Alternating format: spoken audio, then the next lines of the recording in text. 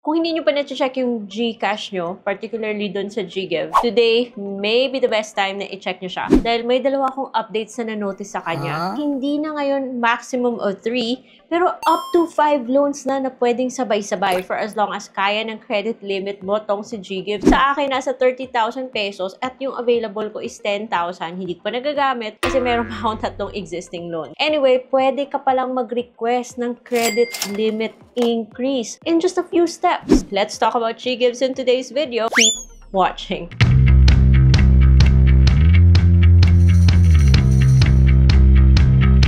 Hello everyone! Welcome back to my channel. It's Ate Red here. And for today, pag-usapan natin si GGive. Siyempre, masarap pag-usapan yung legit guys. But before anything else, please consider subscribing to my channel because ito po yung mga pinag-uusapan natin. And when you're subscribed here, when you watch my videos, ang dami yung matututunan about practical knowledge about sa mga loan apps na to. Kasi right expectations po yung binibuild natin. Hindi yung utang here and there na lang. So, hindi po sponsored yung video na to. It's GGives, which is a service offered to you by Fuse Lending through the GCash app. Dependent po siya sa ating G-score. Itong si GGives, it's a buy now, pay later feature na 0% interest. The interest is maximum 5.49 lang. So, ang baba guys, mas mabuti pa to compared sa mga pa 15% per month na mga app. And depende sa credit limit mo, pwede na siyang payable up to 24 months because yung maximum na pwede niyang i-offer is 125,000.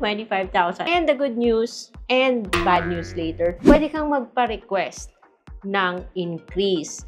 So, etong GGives pala guys, favorite nating pag-usapan because not only na mababa yung interest niya, pero ang iba kasi still curious kung nako-convert siya sa cash, and we will address that later. This system po, based on several factors, is the one na nagde-determine sa ating credit limit. Most of us start with a low credit limit. Therefore, paano mag-request ng increase. So guys, puntahan nyo yung GGives nyo dun sa GCash at mapapansin nyo mayroong orange tab.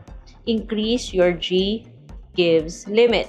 Interested in, may mga lumalabas na speech cloud na parang introduction, interested in increasing your GGives limit, share additional information with Fuse and our partner so we can review your account for a limit increase. In case you missed the bubble, sa taas, baba, meron ding increase GGives limit, share with Fuse, and then may blue button na go to Fuse. And then next, lalabas yung window na to, GCash number, isi-share mo daw yung ganitong information sa kay Fuse, GCash number, full name, email address, other info, and then just click proceed. Tatanong niya kung meron ka referral code, and you can skip that part and you can just click the I don't have a referral code at the bottom. Yun, we are reviewing your request. Unfortunately, yung message niya sa akin is your GGives can't be increased at this time. Now, it looks like I'm gonna be stuck with 30,000 pesos for a while. Yung increase, yung credit limit natin ay nakadepend po sa ating G-score, which is a reflection of how often we use our GCash,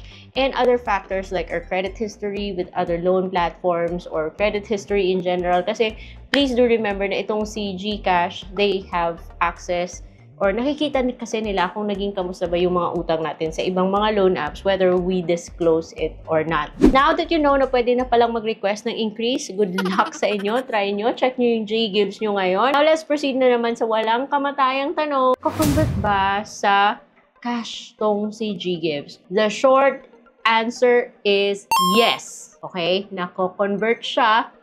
But, meron pong big but dito. I'm going to emphasize, GGives is not designed na ma-convert sa cash. It's either magsascan ka ng code, tapos and then just follow the prompts, or mag-generate ka ng code, pangbayad online, or sa mga partner merchants, or sa mga bills. Yun yung design ni GGives. Pero nakakaroon tayo ng workaround. Nakaka-convert siya sa cash. As far as I know, tatlong ways. One is to work with a quote-unquote trader. And then yung second is to work with someone you trust and then pay your credit card bills or bill-ease using GGives tapos mag-cash out ka.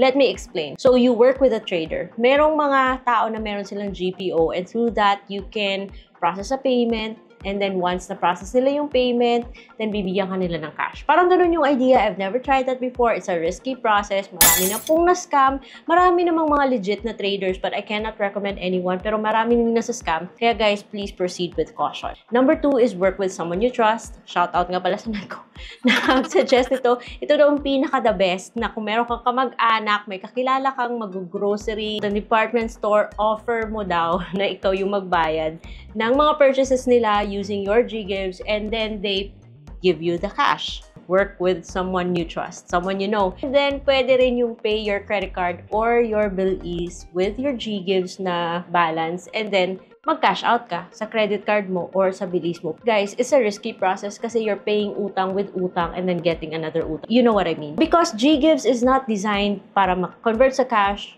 via any of these steps. Okay, so proceed at your own risk.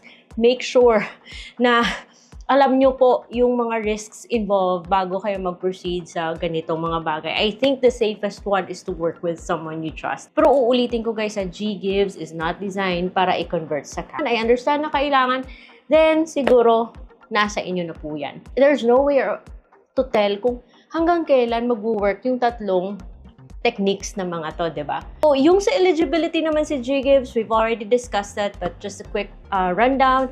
Dapat meron kang GCash account, of course, diba? Tapos yung GCash mo is verified kasi pag verify ng GCash, it involves submitting valid IDs and other important information. And then, para maging eligible, you need to be 21 years old and above, Filipino, and most importantly, you haven't done anything that can hurt your credit history or credit score.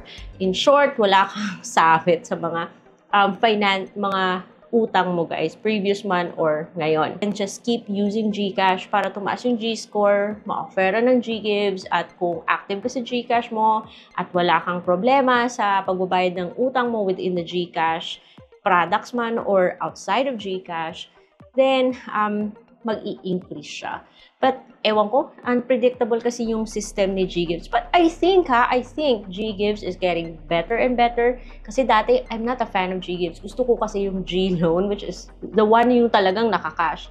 But I think GGives is getting better and better. So far, nagagamit ko naman siya. Yung ayaw ko lang kasi bigla na lang siyang bababa or basta, yun siya.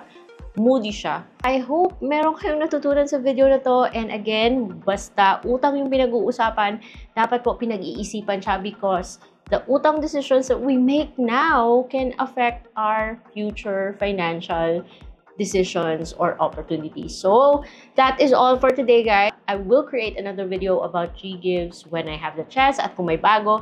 But for now, yun lang po. And then, if you are not yet subscribed to my channel, please do subscribe kasi ito po yung mga topics natin. I will see you on my next vlog. Bye!